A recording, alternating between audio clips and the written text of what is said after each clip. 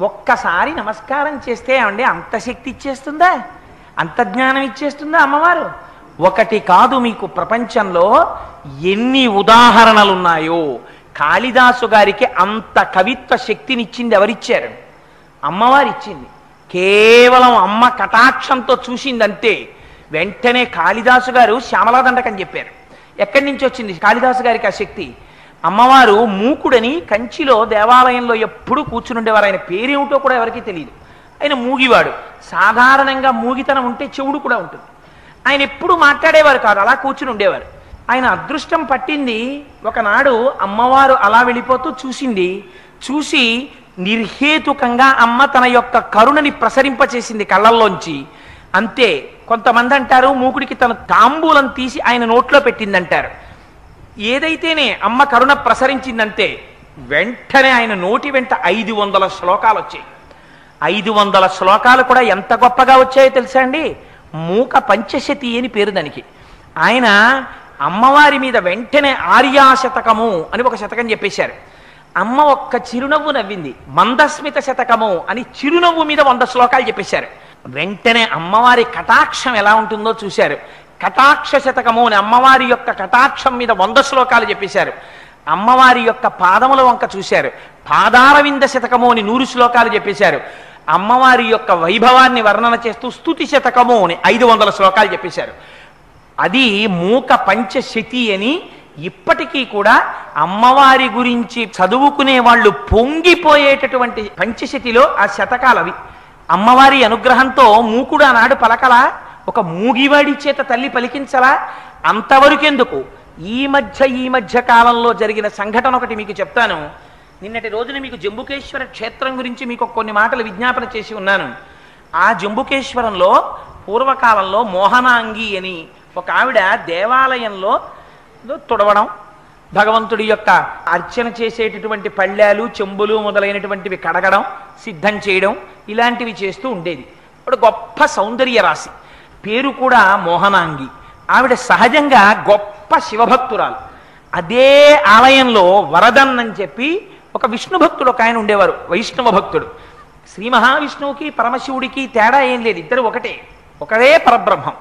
ఏకస్వమేవ బహుదా భవభాసిలోకే నిశంకధీర్ వృషభకేతన మల్లినాథ. ఒక స్వామి అలా ప్రకాశిస్తాడు, శివకేశవుల మధ్య భేదమేం ఉండదు. అందుకని ఆ వరదన్ జన్మతః వైష్ణవుడు కావడం చేత ఆయనకి ఏం పని చేస్తుండేవారంటే, అంటే వైష్ణవులంటే ఆ పని చేస్తారని కాదు నా ఉద్దేశం, ఆయన విష్ణు భక్తుడు కావడం చేత మోహనాంగి శైవ కుటుంబంలో జన్మించింది. ఆవిడ ఒక ప్రతిజ్ఞ చేసింది, నేను ఎవరిని వివాహం చేసుకున్నా వాడు శైవుడైతేనే నేను వివాహం చేసుకుంటానంది ఆవిడ. ఈ వరదన్కి మోహనాంగిని వివాహం చేసుకోవాలని కోరిక. ఈయన ఏం చేసేవాడంటే రోజు అమ్మవారికి అయ్యవారికి నివేదన చెయ్యడానికి కావలసినటువంటి పదార్థాలని వండుతుండేవాడు ఆలయంలో. ఆ వంట చేసిన పదార్థాలు మహానైవేద్యం చేస్తుండేవారు స్వామికి. ఈ వరదన్ ఆ మోహనాంగిని అడిగాడు వివాహం చేసుకోమని. అయితే ఆవిడంది, నువ్వు శైవుడవైతేనే నేను వివాహం చేసుకుంటానని.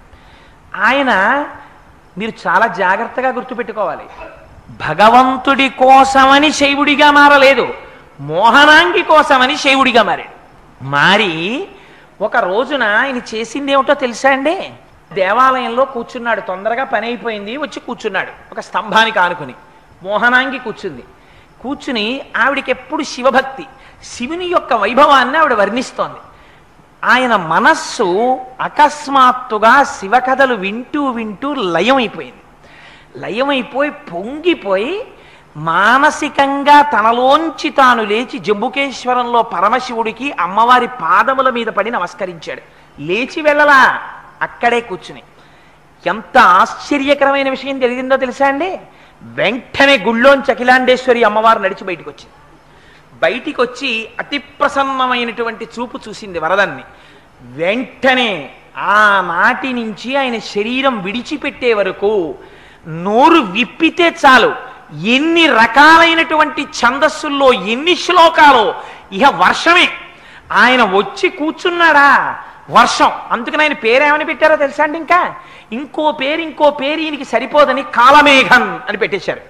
నల్లటి మబ్బు వచ్చింది అనుకోండి, ఎలా వర్షించేస్తుందో. ఆయన వచ్చారనుకోండి సభలోకి, ఆయన్ని పిలిచి అయ్యా శివుడి గురించి ఒక్క మాట చెప్పండి అన్నారు అనుకోండి, 3 గంటల పాటు ఇంకా వరస దండకాలు, శ్లోకాలు, పద్యాలు వెళ్ళిపోవలసిందే నోటి నుంచి. పొంగిపోతుండేవాడు, చెప్పేస్తుండేవాడు. అలాగా ఎక్కడి నుంచి వచ్చింది? అమ్మవారి అనుగ్రహంలోంచి వచ్చేసింది. అంతవరకు ఎందుకు? మీకు ఒక్క విషయం విజ్ఞాపన చేస్తాను. దేవీ భాగవతంలో అమ్మవారి అనుగ్రహం గురించి ఒక కథ ఉంది. అందులో పూర్వకాలంలో దేవదత్తుడు అని ఒక బ్రాహ్మణుడు ఉండేవాడు. ఆయనకి కొడుకులు లేరు. ఆయనకి కొడుకులు లేకపోతే ఆయన పుత్రకామేష్టి అనేటటువంటి ఇష్టి చేశాడు కొడుకుల కోసం. ఆ చేసేటప్పుడు అందులో ఉద్గాత అని ఆ సామవేదాన్ని పఠించడం కోసం సుస్వరంతో, స్వరం తప్పకుండా వేదాన్ని పలకగలిగినటువంటి గొప్ప నైపుణ్యం కలిగినటువంటి వాడిని గోభిలుడు అనబడేటటువంటి ఒక మహానుభావుణ్ణి తీసుకొచ్చి ఆ యాగంలో పెట్టుకున్నారు. యాగం అంతా పూర్తయిపోయింది. చిట్ట చివర సామవేదం చదువుతున్నారు. మొన్నటి రోజున మనం ఇక్కడ అమ్మవారికి పూజ చేసినప్పుడు ఓ అఖిలాండ కోటి బ్రహ్మాండ నాయకి లలితాపరాభట్టారికా స్వరూపిణి అమ్మ చతుర్వేదమోధారయ అని, ఇదిగో వినమ్మ అరుగ్వేదమోధారయ అంటే అప్పుడు వేదం చదివారు కదా. అలా చిట్ట చివర ఈయన సామవేదం చదువుతున్నాడు. ఆ సామవేదం చదువుతున్నప్పుడు కొంచెం స్వరంలో దోషం వచ్చింది. దోషం వచ్చేటప్పటికి దేవదత్తుడికి ఎక్కడ లేని ఆగ్రహం వచ్చింది. నేను కొడుకు కోసమని యాగం చేస్తుంటే దాంట్లో వేదం చదవడానికి వచ్చి నువ్వు స్వరం తప్పుతావా? ఎంత తప్పు పని చేశావురా అని అడిగాడు. అడిగితే ఆయన అన్నాడు, వాక్కు స్వరము దేని మీద ఆధారపడతాయి? ఊపిరి మీద ఆధారపడతాయి. ఆ ఊపిరిని తరువాత తాను చెప్పబోయేటటువంటి వాక్యము ఎంత పొడుగుంటుందో దాన్ని ముందే లెక్క వేసుకుని దానికి కావలసినంత ఊపిరి లోపల తీసి నిలబెడితే తప్ప ఆ వాక్య నిర్మాణమునకు కావలసినంత ఊపిరి పైకి వాక్కుగా రాదు. అలా వేదం పలికేటప్పుడు కూడా ఉచ్ఛ్వాస నిశ్వాసలలో కావలసినంత ఊపిరి తీసి అప్పుడు దాన్ని ఆ స్వరబద్ధంగా బయటికి తీసుకొచ్చి శబ్దస్వరూపంగా వేదాన్ని పలకాలి. ఒక్కొక్కసారి ఆ ఊపిరి తీసి లోపల పట్టుకోవడంలో చిన్న తేడా వచ్చి స్వరం మారచ్చు. అంత మాత్రానికి నిండు సభలో పట్టుకుని నన్ను ఇంత మాట అంటావా, నీకు మూఢుడైన కుమారుడు జన్మించుగాక అని చెప్పించు. పాపం ఈ దేవదత్తుడు వెళ్ళైన కాళ్ళ మీద పెట్టాడు. ఎంత మాట అన్నావయ్యా, కొడుకు కోసమని ఇంత ఇష్టి చేశాను. చిట్ట చివరికి ఏమైంది?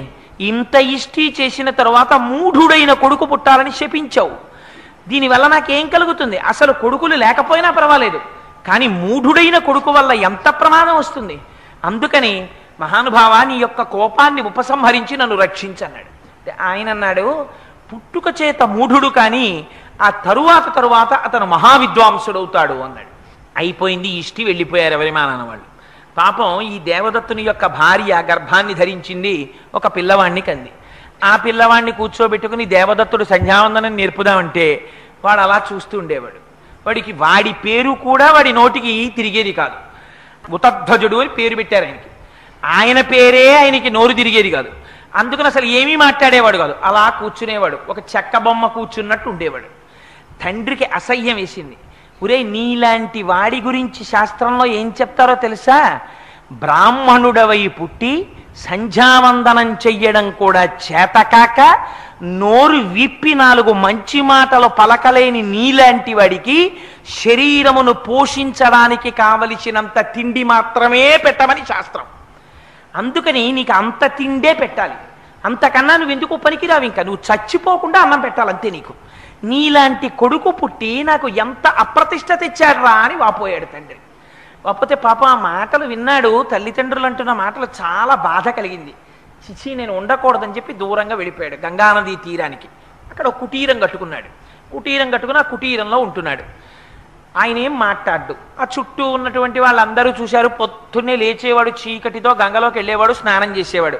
కాకి ఎలా మునుగుతుందో అలా మునిగేవాడు. ఎందుకని? ఆ స్నానం చేసేటప్పుడు ఆ మంత్రం చెప్పుకోవడం అవి ఆయనకేం చేతకావు. అందుకని కాకి స్నానం అంటారు. స్నానం చేసేసేవాడు, బయటకు వచ్చేసేవాడు, కూర్చునేవాడు. ఏదైనా ఓ కాయో పండో దొరికిందా తినేవాడు. ఎవరైనా తెచ్చి అక్కడ పెట్టారా తీసుకు తినేవాడు. ఏమంటే మీ పేరేమిటండి? మాట్లాడేవాడు కాడు. ఏమీ మాట్లాడకుండా కూర్చుంటే ఇది ప్రజలకి బాగా నచ్చింది. అసలు ఆయనండి మౌనస్వామి. అసలు ఆయన ఏం మాట్లాడరో తెలుసా మీకు? 1 రూపాయి అడగరు, ఎవరింటికి రారు, భిక్ష అడగరు. ఎప్పుడు అలా మౌనంలో ఏం చూస్తాడో తెలియదు, ఏం వింటాడో తెలియదు. అసలు శక్తులన్నీ ఆయన దగ్గర ఉన్నాయనుకున్నారు. అనుకుని వాళ్లే పేరు పెట్టేసుకున్నారు. ఎంత గొప్ప తపస్సు అంటే అసలు ఇది తపస్సు అంటే. అందుకని ఆయన పేరు సత్య తపస్సుడు అని పేరు పెట్టుకున్నారు వాళ్ళు. పెట్టుకుని ఇంకా ప్రతి ఇంట్లో వాళ్ళు తీసుకొచ్చి అక్కడ పదార్థాలు పెట్టేవారు. ఇదేదో బాగానే ఉంది, మన నోరు విప్పామా మన బతుకు బయటడిపోతుంది, అక్షరం ముక్క రాదు మనకి, అందుకని అసలు మనం మాట్లాడం, మౌనంగా ఉంటాం. వాళ్ళు మౌనమే నాకు శ్రీరామరక్ష, వాళ్ళు నేనేదో పెద్ద తపస్వినని ఇవన్నీ పెడుతున్నారు అని ఆయన హాయిగా రోజు ఏదో పాపం తినేవాడు, కానీ మనస్సులో కుమిలిపోతూ ఉండేవాడు. 14 ఏళ్ళు అయింది ఇల్లు ఇడిచిపెట్టేసేపటికి. నాన్నగారు ఎలా ఉన్నారో, అమ్మ ఎలా ఉందో, నా బతుకు ఇలా అయిపోయింది, దొంగ బతుకు. రేపు పొద్దున్న ఎప్పుడైనా ఒక్కసారి నోరు విప్పానా కర్రలెట్టి కొడతారు నన్ను. నేనేదో తపస్విని అనుకుని వీళ్ళు పెడుతున్నారు, తింటున్నాను, కూర్చుంటున్నాను. ఈ పర్ణశాల నేను తప్ప నాకేమీ తెలియదు, బయటికి వెళ్ళడానికి భయం, ఎవడేమడుగుతాడో భయం, ఎవడన్నా కనపడేటప్పటికీ కళ్ళు మూసు కూర్చోవాలి అని అలా కూర్చున్నాడు పాపం. కూర్చుంటే ఆయన దురదృష్టమో ఆయన అదృష్టమో ఒక రోజున ఒక పెద్ద వేటగాడు వచ్చాడు. వాడు సాక్షాత్ కాలయముళ్ళే ఉన్నాడు, నల్లటి శరీరం, ఎర్రటి కళ్ళు. ఆయన వస్తూ వస్తూ ఒక అడవి పందిని తరువుకొచ్చాడు.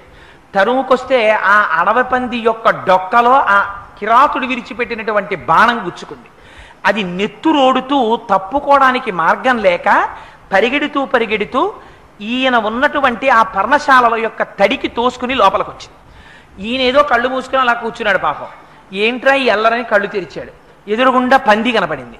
ఆ పంది డొక్కలో బాణం, అందులోంచి రక్తం వరద కింద కారిపోతోంది.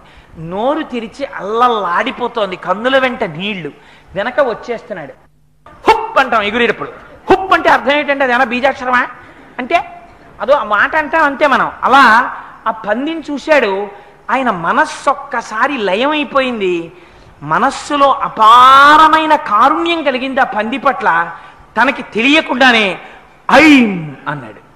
అని ఇదేదో బాగానే ఉంది, ఈ అక్షరం ఏమిటోనో, ఇన్నాళ్ళకి నోరు విప్పానని ఆ అక్షరమే 2-3 మాటలు అన్నాడు. అంత తీవ్రంగా మనస్సులయమైపోయినటువంటి స్థితిలో అమ్మవారి సారస్వత బీజాక్షరం ఆ అక్షరం, ఆ బీజాక్షరాన్ని నోటి వెంట పలికాడేమో, అమ్మవారు ఒక్కసారి ప్రసన్నమైన దృక్కులతో చూసింది. చూసేటప్పటికి ఇంకే ఉంది, అమ్మ చూసిందా, మహాపండితుడైపోయాడు. కిరాతుడు వచ్చాడు. వచ్చి, మహానుభావ, మీరు సద్బ్రాహ్మణులు తపస్సు చేస్తున్నారు, నేను పందిని కొట్టాను, ఆ పంది ఎక్కడ దాక్కుంది చెప్పండి అన్నాడు. చూశాడు ఆయన. అక్కడే ఆ ఉతచ్చుడు చూసేటప్పటికీ అక్కడే ఉన్నటువంటి ఒక పొదలో పడుకుంది పాపం, అది ప్రాణభీతితో. ఈ పంది ఇక్కడే ఉన్నది అని చెప్పాడా? పంది ప్రాణాలు తీసేసినటువంటి పాపంలో కొంత భాగం తన ఖాతాలో పడుతుంది. పంది సంగతి నాకు తెలియదన్నాడా? సత్యం చెప్పిన దోషం తన ఖాతాలో పడుతుంది. ఇప్పుడు పాండిత్యం రావడం వల్ల ప్రమాదం వచ్చింది. ఇప్పుడు ఏం చెప్పాలి, నిజం చెప్పాలా అబద్ధం చెప్పాలా ఆలోచించాడు. ఆలోచించి వెంటనే అమ్మవారి అనుగ్రహంతో మహాపాండిత్యం వచ్చేసింది కదా. ఆయన అన్నాడు, యా పశ్యతి నసాబ్రూతే యాబ్రూతే సమపశ్యతి అహో వ్యాధస్వకార్యార్థిన్ కిం పృచ్ఛసి పునః పునః అన్నాడు. ఓ వ్యాధుడా, ఓ నిషాదుడా, ఓ బోయవాడా, ఓ జంతువులని చంపేవాడా, ఓ కిరాతుడా, ఎందుకని మాటలు అడుగుతావు? ఏది చూస్తోందో అది చెప్పదు, ఏది చెప్తుందో అది చూడదు. అందుకని ఇంత అడవిలో నీకు ఇంకో జంతువు దొరకదా, పో అన్నాడు. ఏమిటి ఇందులో అర్థం? చూసేదేది కన్ను, చూసిన కన్ను చెప్తోందా? చెప్పట్లేదు. చెప్పేదేది నోరు, చెప్పిన నోరు చూస్తోందా? చూడటం లేదు. చూసేది చెప్పదు, చెప్పేది చూడదు. ఎందుకయ్యా నన్ను దింపుతావు మధ్యలో, ఇంకో చోటుకు పోన్నాడు. నిజం చెప్పాడా అబద్ధం చెప్పాడా? నిజమే చెప్పాడు, అబద్ధము చెప్పాడు. కానీ ఆ అబద్ధం ఎందుకు పనికొచ్చింది? వేరొక ప్రాణి యొక్క ప్రాణములను నిలబెట్టడానికి పనికొచ్చింది. అలా అబద్ధం చెప్పినా అది సత్యము కిందకే వస్తుంది. అందుకని ఒక్క బీజాక్షరాన్ని పలికినంత మాత్రం చేత ఆనాడు ఉతచ్చుడు ఎంత గొప్ప పండితుడైపోయాడయా. అమ్మవారి అనుగ్రహం ఉంటే ఎవరినైనా అమ్మ మార్చేయలేదా? ఇంకింతకన్నా ఏమిటి? ఇప్పటికీ మీరు ఎక్కడికి వెళ్ళండి, దక్షిణ భారతదేశంలో తమిళనాడు దేవాలయాల్లో 63 మంది నాయనార్లలో ప్రముఖంగా ఉంటారు జ్ఞానసంబంధారు. ఆయన తండ్రి, ఆయన కూడా మనలా జన్మించారు జ్ఞానసంబంధారు. జ్ఞానసంబంధారు తండ్రి గారి పేరు శివభక్త హృదయుడు, తల్లిగారి పేరు భగవతి. వాళ్ళిద్దరికీ లేక లేక ఒక పిల్లాడు పుట్టాడు. ఆ పిల్లాడిని తీసుకుని కొంచెం పెద్దవాడయ్యాడు, నడుస్తున్నాడు. ఒకనాడు తండ్రి గారు దేవాలయంలో ఉన్నటువంటి కోనేటిలో స్నానం చేసి సంధ్యావందనం చేసుకుందామని వెడుతున్నాడు. పిల్లవాడు వెంటబడ్డాడు. నాన్నగారు నేను వస్తానన్నాడు. సరే తీసుకెళ్ళాడు తండ్రి గారు. తీసుకెళ్ళి స్నానం చేసి ఆయన ఆ నీటిలో మునిగారు. మునిగేటప్పటికా ఒడ్డున కూర్చున్నాడు పిల్లాడు. వాడికి ఒక్కసారి భయం వేసింది, అమ్మో నాన్నగారు కనపట్టలేదు, నీళ్లలో మునిగిపోయారు అనుకున్నాడు. అనుకుని ఆయనకి ఏం చెయ్యాలో తెలియలేదు. ఆయన ఏదో అఘమర్షణ మంత్రం చెప్పుకోవడం కోసమని ఆ నీళ్లలో మునిగాడు. అమ్మో నాన్నగారు కనపట్టలేదనుకున్నాడు. అంతకుముందు నాన్నగారు చెప్పినటువంటి మాట ఒకటి జ్ఞాపకం వచ్చింది. అంతకుముందు గుళ్ళోకి వచ్చినప్పుడు నాన్నగారిని అడిగాడు, ఆ గుడి గోపురం మీద వాళ్ళిద్దరు ఎవరండి అని అడిగాడు. ఒరే నీకు నేను ఎలా తండ్రినో ఈ సమస్త జగత్తుకి ఆ తోణిపురీశ్వరుడైన పరమేశ్వరుడు తండ్రి. ఆ పక్కనుందే పార్వతీదేవి, ఆవిడ అమ్మ. ఎప్పుడు కష్టం వచ్చినా నువ్వు నాన్నగారండి అని పిలిస్తే నేను పరిగెత్తుకొస్తున్నానే, అలా లోకంలో ఎవరికైనా కష్టం వచ్చినప్పుడు ఆర్తితో వాళ్ళని పిలిస్తే వాళ్ళు వచ్చి తీరుస్తారా అందావిడ అని చెప్పేవాడు ఆయన. ఈయన ఏడుస్తోటి చూశాడు, వాళ్ళిద్దరు కనపడ్డారు. నాన్నగారు చెప్తూ ఉండేవారు, ఆయన్ని పిలిస్తే వస్తాడని చెప్పారు నాన్నగారు. ఇవాళ నాన్నగారు కనబట్టలేదు, నీళ్లలో మునిగిపోయారు అని వెంటనే అమ్మా అయ్యా పార్వతీ పరమశివ పార్వతీ పరమశివ అన్నాడు. ఎక్కడుంది నిజాయితీ? మనం చేస్తే పూజ విగ్రహాలని చూస్తాం, ఆయన విగ్రహాలని చూడలేదు, అమ్మవారిని అయ్యవారిని చూశాడు. పిల్లవాడు కదా, కాపక్షం ఎక్కడుంది అని చూసి అరిచేసరికి కదిలిపోయాడు అంతటి పరమశివుడు కూడా. గబగబా వృషభ వాహనం ఎక్కి అమ్మవారిని తొడ మీద కూర్చోబెట్టుకుని వచ్చేసాడు. వచ్చేసి పిల్లవాడు ఏడుస్తున్నాడు. గబాలన వాడిని ఎత్తుకుని, అలా చూస్తావేం పార్వతి, పిల్లవాడు ఏడుస్తుంటే నీ స్తన్యాన్ని బంగారు గిన్నెలో పిండి ఆ పాలు పట్టు పిల్లవాడికి అన్నాడు. అంటే ఆవిడేంది ఏమిటో చాలా తేలిగ్గా చెప్పేస్తున్నారు. వీడికి పాలు పడితే ఏమొస్తుందో తెలుసా? శివజ్ఞానం వస్తుంది. పట్టనా అంది. ఏమొస్తే నాకెందుకో, వాడు పిల్లవాడు. అమ్మా నాన్న అమ్మా నాన్న అని మనం ఉన్నామని నమ్మి ఏడ్చాడు. మనని చూసి పట్టేసేయి అన్నాడు. అంతే.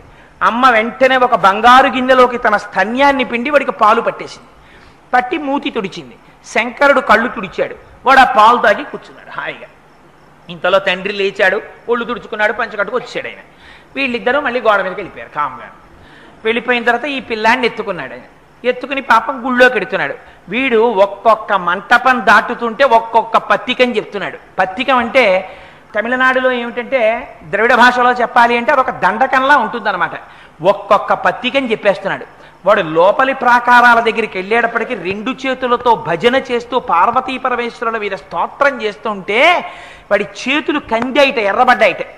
ఎర్రపడితే చూడలేకపోయాక పార్వతీ పరమేశ్వరులు, ఒరే మా కోసం స్తోత్రం చేయడంలో ఆ చిన్ని చిన్ని చేతులు ఇలా ఇలా కొడుతూ ఉంటే చూడలేక పైనుంచి చిడతలు పడేశారట.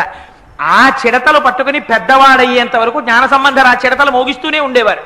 మనకి చిన్నతనంలో పూర్వం ఒళ్ళో కూర్చోపెట్టుకుని నాన్నమ్మలు అమ్మమ్మలు కూర్చోపెట్టుకుని చక్కగా పిల్లలవి రెండు చేతులు పట్టుకుని వాళ్ళు కూడా సాంబ సదాశివ సాంబ సదాశివ సాంబ సదాశివ సాంబ శివ అని మోగిస్తుంటే కాసేపు అలా చేసిన తర్వాత ఒకవేళ అమ్మమ్మ నాన్నమ్మో చేతులు తీసేసిన పిల్లలు ఇలా ఇలా అంటుండేవారు. వాళ్ళకి తెలియకుండా భక్తి వచ్చేది. ఇప్పుడు అమ్మమ్మకి నాన్నమ్మకే టీవీ వదలదు, ఇంకా పిల్లలకేం చెప్తుంది ఆవిడ, పిల్లలతో ఏం చేయిస్తుంది, వాళ్ళకే టీవీ కావాలి. అందుకని అదిగో అది భక్తి అంటే. అందుకని ఒక్కసారి పిలిస్తే పరిగెత్తుకుంటూ వచ్చాడే. అమ్మ ఇలా పాలిచ్చినంత మాత్రం చేత అంత జ్ఞానం వచ్చిందే. ఆ అమ్మ ఏమివ్వలేదు. ఎంత పూజలు చేశారు వీళ్ళందరూ చెప్పండి. వీళ్ళందరూ ఎంతంత పూజలు చేస్తే పరమశివుడికి సంబంధించినటువంటి జ్ఞానాన్ని అమ్మవారిచ్చింది. బుద్ధిమంతులై పరమభక్తితో ఒక్కసారి అమ్మా అని పిలిచారంతే. పిలిచి పిలవగానే మధుక్షీరద్రాక్ష మధురి మధురీణా పణితయ. నువ్వు కూడా నీ జీవితంలో ఒక్కసారి అమ్మవారిని అలా దర్శనం చేసి తెల్లటి కాంతితో కూర్చున్న అమ్మవారి వంక చూసి ఈ శ్లోకం పరమ పవిత్రం. జ్ఞాపకం పెట్టుకోండి. శంకరాచార్యుల వారు జాతియందు కృపచేత మనకిచ్చారు. ఆడ మగ పిల్ల పెద్ద ప్రతి వారికి శ్లోకం నోటికి రావాలి, తప్పులు లేకుండా చదవాలి. ఇందులో ఒక గమ్మత్తుంది ఆ శ్లోకంలో. ఆ శ్లోకంలో అక్షరాలు మారాయా వ్యతిరిక్త అర్థాలు వస్తాయి. అందుకని తప్పులు చదవకుండా చక్కగా చదవడం నేర్చుకుని చిన్న చిన్న పిల్లల దగ్గర నుంచి అలవాటు చెయ్యండి. స్నానం చెయ్యగానే ఒక్కసారి అమ్మవారి దగ్గరికి వెళ్ళి ఆ కట్టుకున్న తువ్వాలతోటో అందులో బాలల భక్తికి అమ్మవారు పొంగిపోతుంది. కూర్చుని అమ్మా శరజ్యోత్స్నా సుక్తాం శశియుత జటాజూటమకుటాం వరత్రా సత్రాన స్ఫటిక ఘుటికా పుస్తకరాం సకృన్నత్వా నత్వా కథమివ సతాం సన్నిదదతే మధుక్షీరద్రాక్షా మధురి మధురీణా ఫణితయ. అని రోజు అది చదవడం నేర్పండి. మీరు 1,00,00,000 రూపాయలు ఇచ్చినప్పుడు మీ మనవణ్ణి రక్షించుకున్న కన్నా ఈ ఒక్క శ్లోకాన్ని మీ మనవడికి మీరు నేర్పారా, వాడి జీవితాన్ని అంతటిని మీరు రక్షిస్తారు. ఏదో ఒకనాడు వాడలా చెప్పగా చెప్పగా చెప్పగా చెప్పగా వాడి మనస్సు నిలబడుతుంది. ఆనాడు అమ్మ కృప వాడి యందు ప్రసరిస్తుంది. అమ్మ అనుగ్రహం కలిగిందా వాడు ఏ స్థితికైనా వెళ్ళచ్చు. అందుకని ప్రతి వాళ్ళు మాకెందుకండి, మేము పెద్దవాళ్ళం అయిపోయాయి కదా, మాకెందుకు ఈ శ్లోకాలు అనుకోకండి. జ్ఞానము కావాలి కదా, భగవత్ సంబంధమైనటువంటి జ్ఞానము, ఆత్మజ్ఞానము లోపల స్థిరపడడానికి, అది ప్రసరించడానికి పరమ హేతువైనటువంటి గొప్ప శ్లోకాన్ని ఇవాళ శంకర భగవత్పాదులు మనకి కృప చేశారు.